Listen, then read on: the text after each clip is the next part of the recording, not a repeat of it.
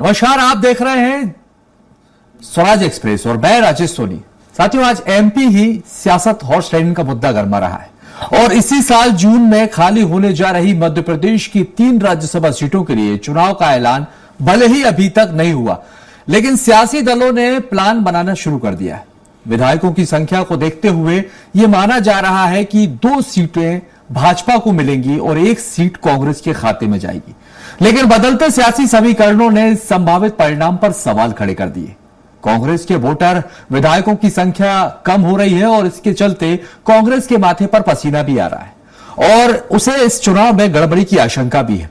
वह सत्तारूढ़ बीजेपी पर इस चुनाव में हॉर्स ट्रेडिंग की तैयारी का आरोप लगा रही है। कांग्रेस के इस आरोप को बीजेपी उसकी हार की आशंका का डर बता रही है और इसके चलते वोटिंग बहुत पहले ही राज्यसभा चुनाव की चर्चा गर्म हो रही है। इसी पर देखिए हमारी खास रिपोर्ट, उसके बाद हम चर्चा करेंगे।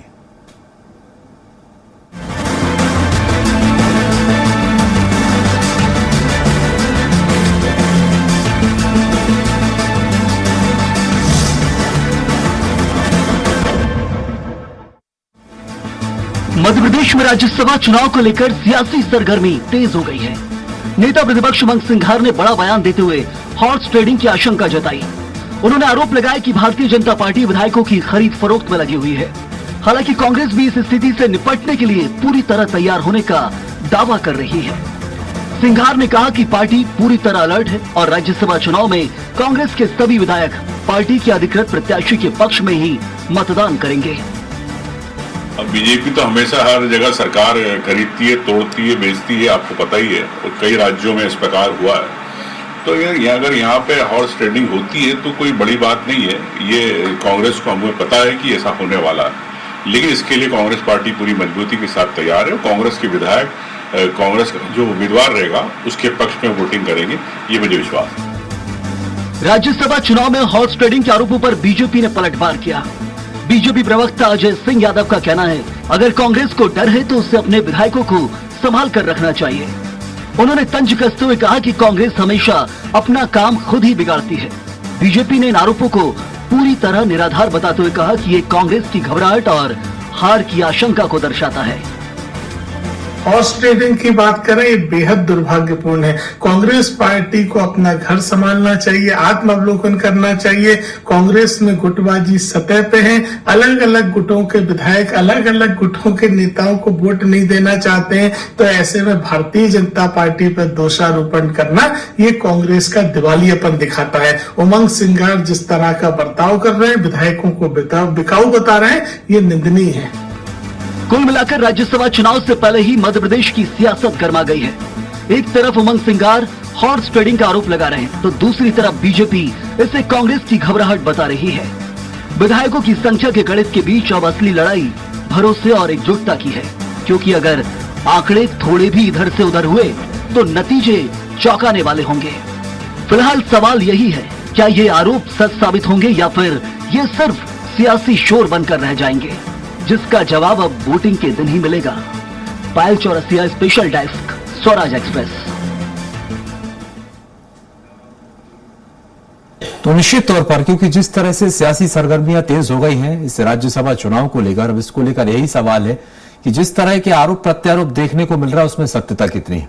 हमारे साथ कुछ मेहमान हैं, मेहमानों का परिचय आपसे करवाते हैं, फिर हम चर्चा को आगे बढ़ाते हैं। अनिमेष भार्गव जी हमारे साथ बीजेपी प्रवक्ता है। अनिमेष जी, आपका बहुत बहुत स्वागत है। अजीत सिंह जी कांग्रेस प्रवक्ता हमारे साथ हैं। अजीत जी, आपका भी बहुत स्वागत है। और साथ ही भूपेंद्र सुलेरे जी वरिष्ठ पत्रकार हमारे साथ हैं। भूपेंद्र जी, आपका भी बहुत स्वागत है। आप सभी मेहमानों का स्वागत करते हैं। चर्चा की शुरुआत करते हैं। पहले मैं अजीत जी आपके पास आना चाहूंगा। जिस तरह के आरोप प्रत्यारोप देखने को मिल रहे हैं, अगर बात करते हैं राज्यसभा की, तो आपके पास नंबर भी पूरे हैं, सीटें भी हैं, आप जा सकते हैं, तो फिर डर किस बात का? नहीं, किसको डर है? कौन कह रहा है कि डर है? एक आशंका है। भारतीय जनता पार्टी का चरित्र ही 2014 से देश की राजनीति में, जब से अमित शाह और नरेंद्र मोदी की एंट्री हुई है, तब से देश में लोकतंत्र का और राजनेताओं के बीच में भाषा का संवाद, भाषाओं के शब्दों का स्तर इतना गिर चुका है कि लोग सोचने को मजबूर हो गए। ये भारतीय जनता पार्टी खरीद फरोख्त करती है। जिन राज्यों में आप उठा के देख लीजिए, सरकार, जनता इनको नकार देती है भारतीय जनता पार्टी को, वहां ये खरीद फरोख्त कर लेते हैं, दवा डालते हैं, अलग अलग प्रचार करते हैं। अभी आप देख लीजिए, रिसेंटली एक मामला दतिया का है, नरोत्तम मिश्रा जो इनके गृह मंत्री थे तत्कालीन, उनको दतिया की जनता ने नकार दिया। आप पे पेड न्यूज का प्रकरण 2008 में दर्ज हुआ, 2017 में जाके आपको अयोग्य घोषित कर दिया गया, परंतु उस पर आज तक फैसला नहीं, वो पेंडिंग डला हुआ है। और जहां एक एफडीआर को आगे बढ़ाने के मामले पे, जरा से मामले पे निचली अदालत ने फैसला दे दिया, दिल्ली में राजेंद्र भारती कांग्रेस के विधायक को गिरफ्तार कर लिया साहब, बहुत बड़ी बात हो गई। रातों रात विधानसभा का सचिवालय खुला और उनको इस सीट को रिक्त घोषित कर दिया। चलिए वो गए हैं ना, ये लोकतंत्र का मैं आपको चेहरा बता रहा हूं। भारतीय जनता पार्टी आज जो कर रही है वो बिल्कुल निम्न स्तर है। भारत के लोकतंत्र में अनेकों बार विपक्ष की सरकार रही, इसीलिए तो कह रहा हूं आपको डर क्यों है, इसीलिए तो पूछ रहा हूं अजीत जी, डर क्यों? क्या भरोसा नहीं है आपको अपने विधायकों पर? डर कौन डर रहा है आप बताइए ना मुझे। तभी तो आप इस तरह के सजगता को सुनिए मुझे, इनके चरित्र को देख के, चोर अगर चोरी करने अगर कोई व्यक्ति आ रहा है और हमें मालूम है ये चोर है और हम अगर अपने घर की सुरक्षा कर ले तो इसको डर कहेंगे क्या? सजगता है जी सोनी जी, मैं आपको बता दूं। और मैं, आपने जो कहा ना अपनी स्टोरी में कि कांग्रेस को पसीना आ रहा है, कांग्रेस को कोई पसीना नहीं आ रहा। ये भारतीय जनता पार्टी कितने भी षड्यंत्र कर ले, इनको लगातार अगर ये ईमानदारी से चुनाव लड़ लें किसी भी जगह पे, किसी भी राज्य में, भारतीय जनता पार्टी को इस देश की जनता नकार चुकी। चलिए अभिनव जी आपके पास आना चाहूं, क्या वजह है जिस तरह के आरोप लग रहे हैं? आपसे ही समझ लेता हूं, क्या तैयारी कर ली है तीसरा कैंडिडेट लाने की? तीसरी सीट की भी तैयारी कर ली क्या आप लोग? अभी देखिए, हम इस चीज को क्या है, अगर गंभीरता पूर्वक अगर इस पर विचार करें तो ये तीसरी सीट जो तथाकथित कांग्रेस की सीट है, इसकी पटकथा उसी दिन लिखी हो गई थी जिस दिन कांग्रेस के सर्वमान्य सबसे बड़े, वो कहते हैं राजनीति के चाणक्य दिग्विजय सिंह जी ने इससे अपना हाथ खींच लिया था। क्योंकि हम सब जानते हैं मध्य प्रदेश की राजनीति में दिग्विजय सिंह जी इतने कच्चे खिलाड़ी नहीं है कि वो अपना पद ऐसे ही छोड़ देते। उनको पता था कि अगर वो दावेदारी करेंगे तो क्या नतीजा होगा। दूसरा इसका एक पहलू ये है कि हम अगर आंकड़ों की बात करें तो एक सीट के लिए 58 वोट चाहिए, इनके पास 65 वोट हैं। 65 में से एक जो बीना की इनकी विधायक है, ये खुद आवेदन लेके घूम रहे हैं, कोर्टों में जा रहे हैं कि इन्हें हमारे कांग्रेस पार्टी से हमारे से हटा दिया जाए। एक विधायक आप खुद कम कर रहे हैं। विजय मल्होत्रा आपके जो श्योपुर के विधायक हैं, उनको मल्होत्रा जी को कोर्ट उनको अयोग्य घोषित कर चुकी है, राज्यसभा में उनका वोट डालना असंभव है। राजेंद्र भारती जी पे कोर्ट में केस हो चुका है, आज भी आप देखें उनकी हाईकोर्ट में जो उन्होंने याचिका लगाई थी उस पर भी उनको स्टे नहीं मिला है। तो करीब करीब 3 वोट तो इनके 65 में से यूं ही चले गए। अब बचते हैं 62 में इनका जो उम्मीदवार बनेगा, इन्हें पता है कांग्रेस इतने गुटों में बटी हुई है कि इन्हें मालूम है कि जैसे ही एक गुट का उम्मीदवार बनेगा दूसरे गुट के 5-7 लोग इनको वोट नहीं देंगे।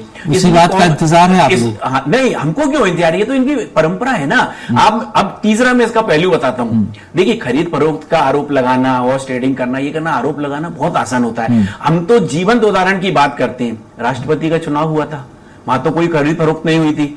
कांग्रेस के कब्जे 19 से 20 जो विधायक थे, उन्होंने अपने अंतरात्मा की आवाज पर उन्होंने जो भारतीय जनता पार्टी की समर्थित उम्मीदवार थी राष्ट्रपति पद के लिए, उनको वोट दिया था। अब आप बताइए, जो राष्ट्रपति उम्मीदवार जिसका मध्य प्रदेश की राजनीति से कोई डायरेक्ट कॉन्टेक्ट नहीं था, कोई उसमें वो नहीं था, इनका कोई उम्मीदवार भी ऐसा नहीं था उसमें, तब 17 से 20 अगर इनके वोट चले गए तो ये जानते हैं कि 4 वोट तो इनको क्या स्थिति होने वाली है। इसलिए भाजपा को इन सब में पढ़ने की जरूरत ही नहीं है। वो तो कांग्रेस के विधायकों की अंतरात्मा जो बोलेगी वो वैसे वोट डालेंगे। बाकी हमारे तो सीट हमारी पक्की है, उस पर ठीक है। भूपेंद्र सुलेरी जी, क्या लग रहा है आपको क्रॉस वोटिंग को लेकर?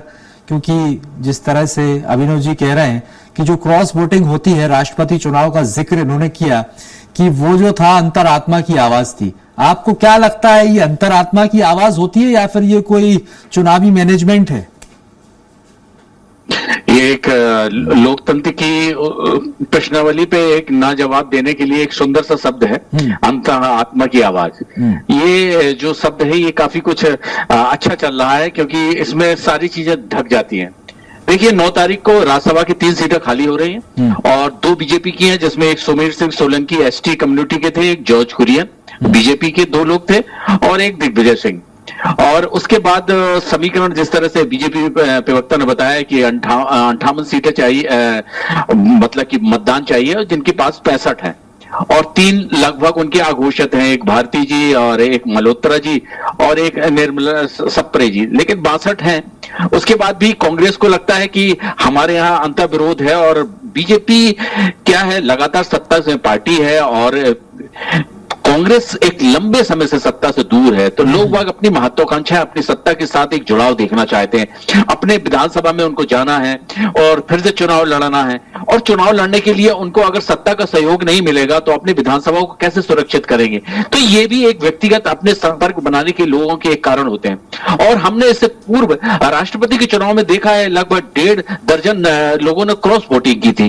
तो ये अप्रत्याशित नहीं है, ये बिल्कुल सही बात है, क्योंकि बीजेपी अपने नए कैंडिडेटों को लाएगी, बीजेपी रिवाइज नहीं करेगी, क्योंकि सुमेर जी की जगह दूसरे कैंडिडेट आए। अगर उसकी संभावना बढ़ती है क्रॉस वोटिंग से कि अगर वो 58 से कम पे ला सकती है कांग्रेस को, तो निश्चित रूप से दांव खेलेगी और एक ऐसा उम्मीदवार रखेगी जो समन्वय के रूप में तैयार होगा, जो कांग्रेस के लोग अपनी अंतरात्मा, जो एक शब्द है जिसके तहत वो वोटिंग दे सकेंगे और मैनेजमेंट होगा। क्योंकि एक बहुत राजनीति में एक लंबे समय से सत्ता के दूर रहने के बाद अपने संगठन को बचाना और लोगों की महत्वाकांक्षाओं को सेटल करना, ये बहुत बड़ी चुनौती होती है।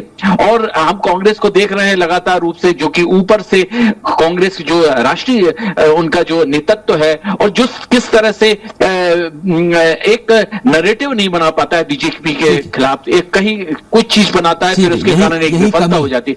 और दूसरे राज्यों में हमने लगातार देखा है कि इस तरह से जहां पे कांग्रेस ऑलरेडी मजबूत रही, लेकिन उन्होंने उसको बिल्कुल धरातल पे ला दिया। ठीक है, और आज वह चलिए लौट रहा हूं आपके पास, लौट रहा हूं। ठीक है, मैं यहां पर कांग्रेस प्रवक्ता अजीत जी आपके पास आना चाहूंगा।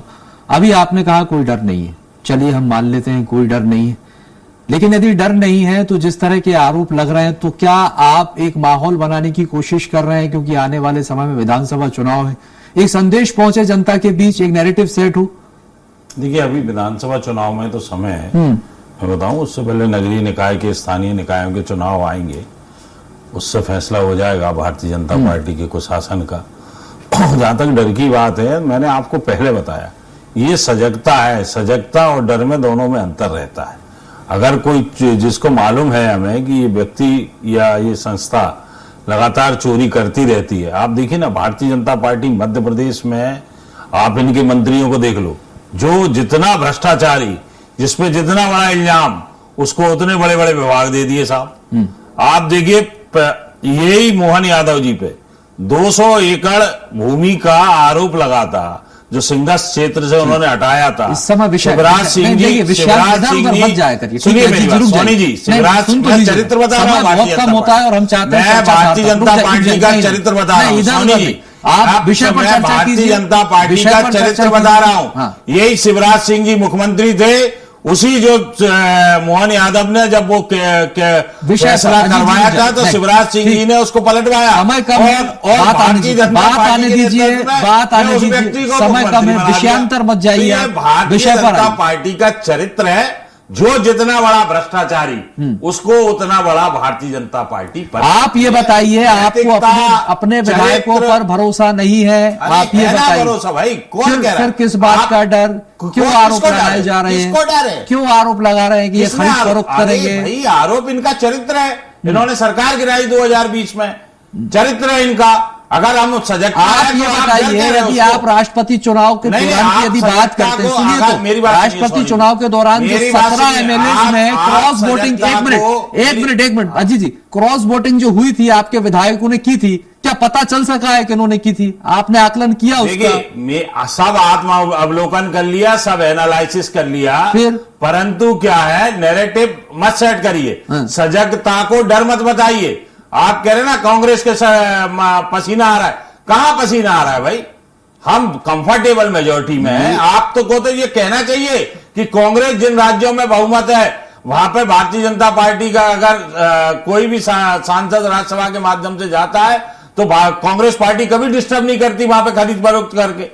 ये आपको नैरेटिव सेट करना चाहिए कि कांग्रेस से लोकतंत्र सीखना चाहिए। आज अगर कांग्रेस पार्टी यही चरित्र कर रही होती जो सबसे बड़ी बात है कि 2014 से अभी देश सर में मैं चल यही रहा कहूंगा, है, अभी तो तो भारतीय कांग्रेस जनता को पार्टी बहुत का एक सीखने नेता की नहीं जरूरत बचता। है। अभी कांग्रेस को ही संभलने की जरूरत है। अजीत जी, पहले आप कांग्रेस को राज्यसभा चुनाव में कोई डर का भय नहीं है। लौट रहा हूं, आप सजगता को आप डर की परिभाषा में मत बदलिए। मैं आपसे आग्रह कर रहा हूं। ठीक है भार्गव जी, क्या अगर जो बचे हुए विधायक हैं, जो अगर आप लोग जिस तरह के आरोप हैं, अगर मैं मान भी लूं, तो अगर आते हैं तो आप लोग शामिल कर लेंगे?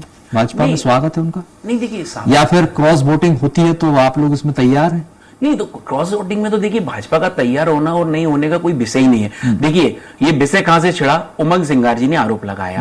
देखिए सजगता, जैसे हमारे कांग्रेस के साथी कह रहे हैं, सजगता तब होती जब भाजपा कह रही होती कि हम इनके विधायक तोड़ लेंगे और अपना सांसद बना लेंगे। तीसरा कैंडिडेट खड़ा करना, सुनो मेरी बात, नहीं तो लोकतंत्र में राज्यसभा में तीसरा कैंडिडेट खड़ा करना ये अपने आप में ही चोरी का विषय है। खड़ा कर दिया, आपकी नियत साफ नहीं, खड़ा कर मैं दिया। आपको बताऊं। भार्गव जी सुनिए, खड़ा करेगी, सुनिए मेरी बात। अरे आपकी तो भविष्य को परिवर्तित करके डिबेट करा आपकी बारी हो गई ना, रुक जाइए। आप खड़ा करेंगे क्या तीसरा कैंडिडेट? नहीं देखिए, हमारे पास आज आप कोई भी अगर किसी भी उम्मीदवार की बात करें तो एक बहुमत की बात होती है। आज हमारे पास 58 के बाद 58 हमारे 116 में 2 सांसद बन जाते हैं। हमारे पास 163 64 विधायक हैं, तो क्यों नहीं करेंगे हम?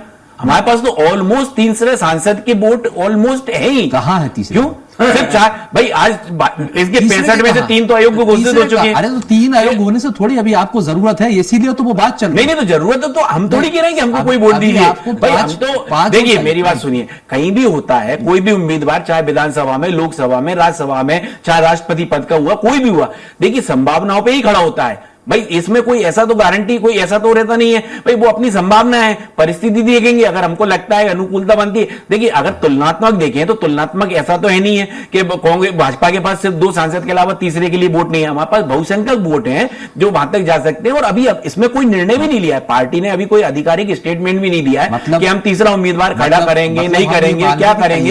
ये तो कांग्रेस में ही उथल पुथल मची हुई है। कांग्रेस में आपस में जो सिर्फ फुटबॉल हो रही है, खुद ही आरोप लगा रहे हैं। हमें तो ये लग रहा था शायद आप ये कसम खा के कह दे कि नहीं हम तीसरा कैंडिडेट उतारेंगे ही नहीं। नहीं देखिए, तो अजीत जी शायद खुश हो जाते। नहीं देखिए, भारतीय जनता पार्टी में कोई भी ऐसा नहीं कह सकता। हमारी केडर बेस्ड पार्टी है। जो व्यक्ति इसके लिए अधिकृत है वो ही इसके बारे में निर्णय लेता है, वो ही उसको आगे उसकी सूचना देता है। लेकिन जहां तक ये जो हॉर्स ट्रेडिंग या बिक जाएंगे, खरीदे हो जाएंगे, ये कांग्रेस का आत्मबंधन है। इन्हें पता है कि पहले 18 से 20 इनको धोखा दे चुके हैं राष्ट्रपति चुनाव में, जो इनकी बात नहीं मानते, इसलिए इनकी आपसी विषय है।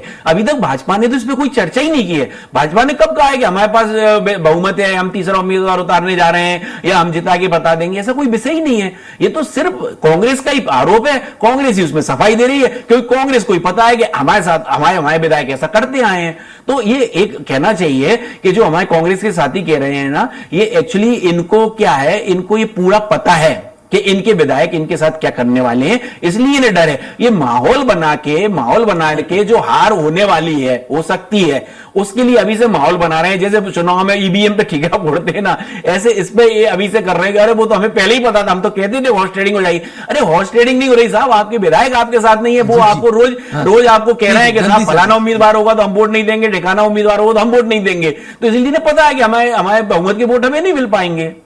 सिंपैथी गेन करने की कोशिश है। ये जिस तरह का ये आरोप है कि देखिए खरीद फरोख्त हो जाएगी, वो तो मना कर रहे हैं कि नहीं हमारी तो कोई ऐसी तैयारी नहीं है तीसरा कैंडिडेट लाने की। अजीत जी देखिए, मैं एक बात बताऊं, जब तीसरा कैंडिडेट आएगा ही नहीं, कहीं से कोई बात ही नहीं है, बात खत्म हो गई। परंतु जो भारतीय जनता पार्टी का, मैं आपसे बार बार आग्रह कर रहा हूं आपके माध्यम से, कि 2014 से जो चरित्र रहा, जिन राज्यों की जनता ने इनको नकारा है, आप देखिए ना, मध्य प्रदेश में इन्होंने सचिन बिरला का प्रकरण देख लीजिए, विधायक का, अभी निर्मला सप्रे का देख लीजिए। भाई ये इस तरीके का चरित्र क्यों अपना रही भारतीय जनता? क्या इनकी सरकार गिर रही थी? अगर ये निर्मला सप्रे के जैसा, निर्मला सप्रे तो कह रही है कि वो आज भी कांग्रेस में, आप अपना लीजिए। ये तो आपको भी पता है। तो ये करा तो नरेंद्र सिंह तोमर उसका निर्णय कर दें, तो विधानसभा अध्यक्ष कर दें, 15 दिन के अंदर निर्णय होना चाहिए था। क्यों नहीं कर रहे? रात को राजेंद्र भारती को, सुनिए मेरी बात, अयोग्य घोषित करने के लिए तो रात को विधानसभा खुल जाती है। क्रिमिनल केस दर्ज है, सचिन बिरला, क्रिमिनल केस दर्ज था, सचिन बिरला क्या क्रिमिनल केस है उनके ऊपर जो आरोप। राजेंद्र भारती पे भी पेड न्यूज का प्रकरण था, आदरणीय 2017 में उनको अयोग्य घोषित कर दिया गया, कहीं पे भी राहत नहीं मिली, सिर्फ और सिर्फ मैनिपुलेशन के कारण आज तक चल रहा है, सिर्फ और सिर्फ मैनिपुलेशन चल रहा है। तो आपको अपना भारतीय जनता पार्टी ने लोकतंत्र का जितना क्षरण किया ना सोनी जी, उतना आज तक इतने सन 47 से जब से देश आजाद हुआ है इतना लोकतंत्र का क्षरण किसी भी पार्टी ने नहीं किया। विपक्ष के अनेकों दल रहे, और जहां तक बात कर रहे हैं कैडर की, तो कैडर तो रघुनंदन शर्मा जी जैसे लोगों के साथ भारतीय जनता पार्टी ने कोने में बिठा लिया है। अब सिर्फ और सिर्फ सत्ता लोलेप और भ्रष्टाचारी लोग भारतीय जनता पार्टी के संगठन में बैठे हैं, भारतीय जनता पार्टी की सरकार में बैठे हैं। जो जितना ज्यादा भ्रष्टाचार करेगा, मैंने उदाहरण दिया ना मोहन यादव जी का, उनको मुख्यमंत्री बना दिया। विपक्ष ने तो नहीं कहा था कि 200 हेक्टेयर जमीन तुम ले जाके सिंगल क्षेत्र से बाहर निकालो। शिवराज सिंह जी ने, फिर आप इधर उधर शिवराज सिंह जी ने उसको खाली किया। समय कम है, राजेश जी मैं आपको बताऊं, कांग्रेस की बात के मुंह से लोकतंत्र की बात एक ऐसा भद्दा मजाक है जो देश के ऊपर कलंक की तरह है। कांग्रेस लोकतंत्र की बात करती है जिसने हमारे ऊपर आपातकाल लगाया, वो कांग्रेस लोकतंत्र की बात करती है जिसने कई पीड़ितों की सरकार बिना किसी कारण के, बिना किसी कहना चाहिए कानून में किया गया सरकारें बर्खास्त कर दी। अभी किसी ने नहीं छोड़ी, सरकारें गिरा दी गई। आप बताइए भाजपा, आप मुझे बताइए भाजपा ने कोई सी सरकार बर्खास्त की हो? अब ये नहीं पता, नहीं देखिए क्या है, लेकिन सरकार तो गिरी है, सरकार तो गिरी है। हॉर्स ट्रेडिंग, चाहे वो लोकसभा से लेके विधानसभा हो, किसी भी राज्य की भाजपा को 2:30 बजे यही भाजपा मोदी ने इसी मध्य प्रदेश में कहा था, अजीत पवार सत्य चक्की, भारतीय जनता पार्टी अजीत पवार को बिठाल के भारतीय जनता शपथ दिलाई। राजेश जी, भारतीय जनता पार्टी का देश से लेकर प्रदेश का नेता। राजेश जी रुक जाइए, अंतिम प्रतिक्रिया में यहाँ पर हमारे वरिष्ठ पत्रकार भूपेन जी जुड़े। भूपेन जी 1 मिनट सर। भूपेन जी, क्या लगता है आपको, क्योंकि दोनों पक्षों को आपने सुना, अब क्या आशंका लग रही है, क्या होने वाला है? देखिए, बीजेपी तोलेगी, अगर उसको संभावना देखेंगी तो वो कैंडिडेट उतारेगी। वो ना अनिमेश जी बता सकते हैं, वो संगठन की ऊपर से गाइडलाइन आएगी और नीचे के संगठन के लोगों से पूछा जाएगा कि क्या आपका तालमेल है, और इस तरह से अगर वो होगा तो कैंडिडेट एक समन्वय के रूप में उतार सकते हैं वो। और अगर ऐसा नहीं होगा तो बीजेपी इस तरह से नहीं करेगी, क्योंकि बीजेपी की रणनीति अलग तरह से होती है, नीचे लोगों को पता नहीं रहती है रणनीति, और जो उसके चुनाव को संचालन करते हैं वो ऊपर ही से गाइडलाइन आती है और नीचे से आउटपुट लेके करते हैं। दूसरी बात कांग्रेस की है, तो कांग्रेस ने भी 60 साल अच्छी राजनीति की है, अच्छी सत्ता चलाई है, और उन्होंने भी, उनकी भी आंधी चली है, उन्होंने भी राज्यसभा हो चाहे सरकारों को जिस तरह से हो, तो ये सत्ता का अपने आप वो जब आता है तो अपने हिसाब से लोग करते हैं, अपने हिसाब से अपने ये लिए जिस तरह से होता है, जल्दी निर्णय लेते हैं और देर में निर्णय लेते हैं। तो कौन किस तरह से कैसे मैनेज कर पाता है। बहुत बहुत शुक्रिया आप तीनों मेहमानों का हमारे साथ चर्चा में शामिल होने के लिए। तो देखिए, मध्य प्रदेश में इस समय राज्यसभा की सीटों को लेकर सियासी संग्राम छिड़ा हुआ है। एक तरफ कांग्रेस के अपने आरोप हैं तो दूसरी तरफ भाजपा का भी अपना पलटवार है, लेकिन आरोप प्रत्यारोप के बीच एक बड़ी रणनीति इसके पीछे काम कर रही है। अब देखना होगा कि किस तरह के समीकरण इस राज्यसभा की सीट को लेकर बनते और बिगड़ते हैं। फिलहाल के लिए हमारे इस कार्यक्रम में इतना ही, और आगे की खबरों के लिए आप बने रहिए स्वराज एक्सप्रेस के साथ।